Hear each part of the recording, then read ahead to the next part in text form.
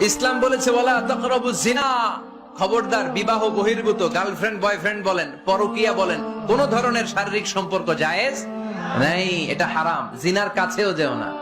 এখন আমরা বললাম আল্লাহ জিনার কাছেও যদি না যাই তাহলে যৌন চাহিদা মিটাবো কি করে? আল্লাহ বললেন জিনাকে হারাম করেছি, অল্টারনেটিভ বিয়ের জায়েজ করে দিছি।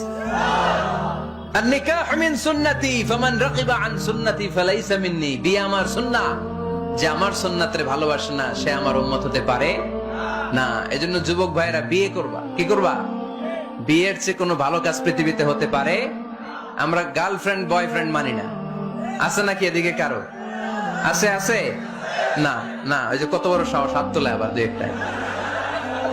এগুলার পুরা দেহটাই কলিজা। আমার সামনে বসে হাত তুলতেছে, আমার আছে।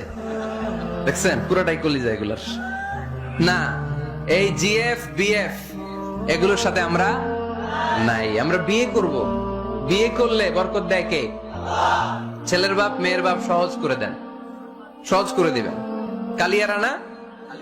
কালিয়ারা, কালিয়ারার ছেলের বাপ মেয়ের বাপ যারা আছেন সহজ করে দেন।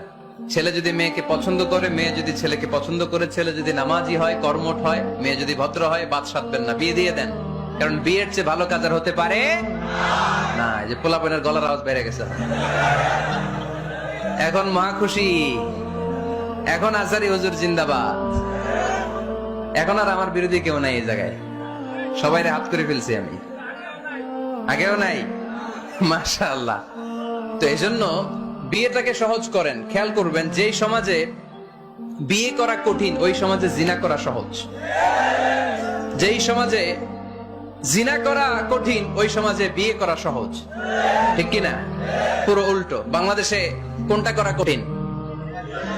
হ্যাঁ, বিয়ে করা কঠিন। বিয়েতে ফ্ল্যাট লাগবে, ছেলের গাড়ি লাগবে, নিজের পায়ে দাঁড়ানো লাগবে, 10 লাখ টাকা মোহরানা লাগবে। জিনার জন্য কি লাগবে? কিচ্ছু লাগবে না, টোনাটুনি রাজি, তুমি আমি রাজি। অবৈধ সম্পর্ক হতে আর কিছু লাগে না। চিল্লায় বলেন ঠিক কিনা?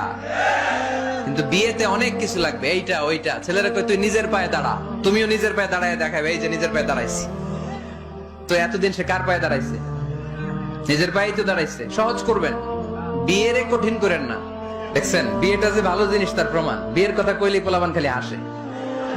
এটা জান্নাতি সম্পর্ক। তো এই কারণেই সাইয়েদনা আদম আলাইহিস সালাম আর হাওয়া আলাইহাস সালাম দুইজনকে বিয়ে পড়ায় দিছিল কে? এই দুইজন এমন দুইজন মানব আর মানবী, ওনাদের কোনো শৈশব ছিল না, ওনাদের কোনো কৈশোর ছিল না, যৌবন দিয়েই শুরু। এজন্য আগে আল্লাহ বিয়ে পড়ায় দিছে। কথা কয় না? ওই মেয়ে, আপনার শৈশব আছে না নাই? কৈশোর আদম আলাইহিস সালামের শৈশব, কৈশোর হাওয়া আলাইহাস সালামের শৈশব, কৈশোর। জীবন শুরু করছে কি দিয়া? যৌবন দিয়ে। বিয়ের দরকার আছে না নাই? এজন্য আল্লাহ জান্নাতেই বিয়ে পড়ায় দিলেন। বিয়ের সম্পর্কটা জান্নাতি সম্পর্ক, বিয়ের ভালোবাসাটা জান্নাতি ভালোবাসা। এর চাইতে পবিত্র ভালোবাসা দুনিয়ায় হতে পারে? তাহলে ইসলাম কোন জিনিসকে হারাম ঘোষণা দিয়ে মুখে কুলু পেটে বসে থাকে নাই, অল্টারনেটিভ সাজেস্ট করেছে। সুদ খাওয়া হারাম, অল্টারনেটিভ ইসলাম আমাদেরকে বলে দিল ব্যবসা হালাল। জিনা করা হারাম, পরকীয়া হারাম, গার্লফ্রেন্ড বয়ফ্রেন্ডের এই কালচার হারাম, তার বিপরীতে বিয়ে করা হালাল। সুবহানাল্লাহ পড়েন।